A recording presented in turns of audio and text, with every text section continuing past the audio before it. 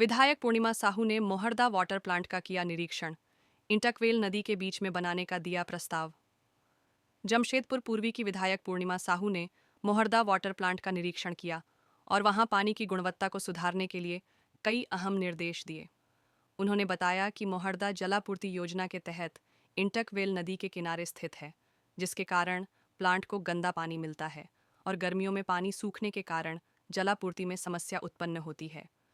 इस मुद्दे का समाधान करते हुए विधायक ने इंटकवेल को नदी के बीच में बनाने की योजना का प्रस्ताव रखा, ताकि वाटर प्लांट को स्वच्छ पानी मिलता रहे।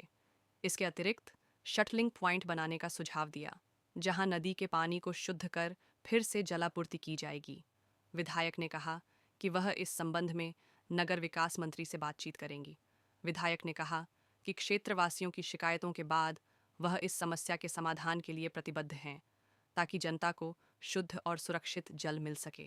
उन्होंने यह भी बताया कि इंटकवेल के नदी के किनारे होने के कारण बरसात के मौसम में भी कचरा, प्लास्टिक आदि पानी में मिलकर इंटकवेल तक पहुंचता है, जिससे समस्या और बढ़ जाती है। विधायक ने अधिकारियों को निर्देश दिया कि शटलिंग पॉइंट के जरिए पानी का शोधन सुनिश्चित किया जाए, ताकि जनता को तत्काल राहत मिल सके। इंटकवेल के निर्माण की लंबी प्रक्रिया के चलते यह शटलिंग पॉइंट एक अस्थायी उपाय होगा और नगर विकास विभाग इस परियोजना पर योजना तैयार करेगा। यह पहल विधायक की गंभीर चिंता और क्षेत्र की जनता के प्रति उनके समर्पण को दर्शाती है, जो पानी की गुणवत्ता सुधारने के लिए लगातार प्रयासरत हैं। आज तो यही करना है कि हमारी जनता जो है उसे शुद्ध पानी मिले, और इसको नज़र में रखते हुए हम यहाँ मोहर्दा जल आपूर्ति परियोजना में आए हैं। और यहाँ हमें पता चल रहा है कि जो आपका सेटलिंग आपका ये इंटकवेल जो है, इंटकवेल का जो दूरी है उसको बढ़ाने की ज़रूरत है, क्योंकि इंटकवेल जहाँ पे अभी वर्तमान में जहाँ पे बनाया गया है इंटकवेल, वहाँ से जो है, क्योंकि जो नदी का पानी है वो बीच का वाला जो पानी है, जो बीच से पानी की जो धार है वो ज़्यादा तेज़ है और साफ़ है, और जो बाकी आजू और बाजू नदी के दोनों एरिया में जो पानी आ रहा है वो गंदा भरा हुआ पानी, और अभी जो इंटकवेल है वो अभी उसी जगह पर स्थापित है। तो हमें उस इंटकवेल को आगे शिफ्ट करने की ज़रूरत है। अगर इंटकवेल आगे शिफ्ट हो जाता है तो उस इंटकवेल के माध्यम से हम पानी को जो है गर्मी के समय में भी, क्योंकि गर्मी के समय में पानी का लेवल बहुत कम हो जाता है, तो गर्मी के समय में भी वहाँ से हम पानी जो है निकाल सकते हैं। और अभी तो वैसे इस आपके इस योजना को बनने में थोड़ा समय लगेगा, तो इसके बिहाफ में हमने एक और सुझाव जो है रखा है सामने, वो है इंटकवेल का सेटलिंग पॉइंट का। अभी तो इंटकवेल को जो है काम में लगाने के लिए थोड़ा समय लगेगा। अभी हम सेटलिंग जो पॉइंट है उस पे जो है काम जल्दी से करा सकते हैं, क्योंकि सेटलिंग पॉइंट जो है उसके माध्यम से हम जो अच्छा पानी है वो वहाँ पे स्टोर होगा। जो पानी हमारे नदी से जो जाता है वो वहाँ पे स्टोर होगा।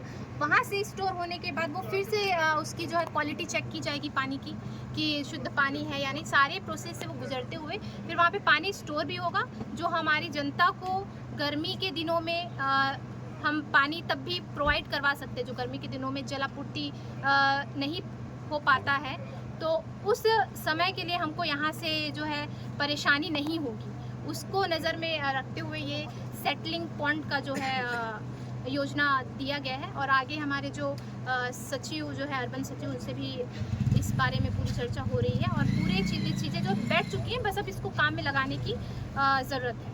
बाकी और इलाकों पर जैसे आपके बाउंड्री वॉल की ज़रूरत है, क्योंकि असामाजिक तत्व जो है वहाँ आके हमारे जो पाइप जो बिछा हुआ है आपका पावर केबल पर, उसको वो हानि पहुँचा सकते हैं। उसके लिए वहाँ पे बाउंड्री वॉल की भी आवश्यकता है।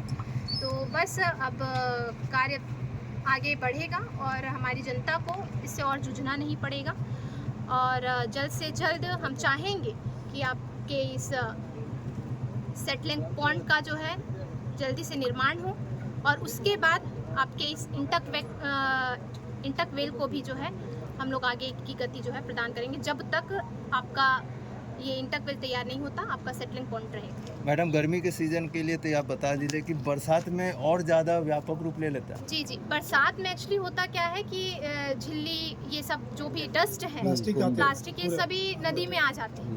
बरसात में सबसे ज़्यादा समस्या यही होता है, जिसकी वजह से जो है प्रदूषित पानी जो है सप्लाई होने लगता है। तो उसी के लिए हमें ज़रूरत है इंटकवेल की।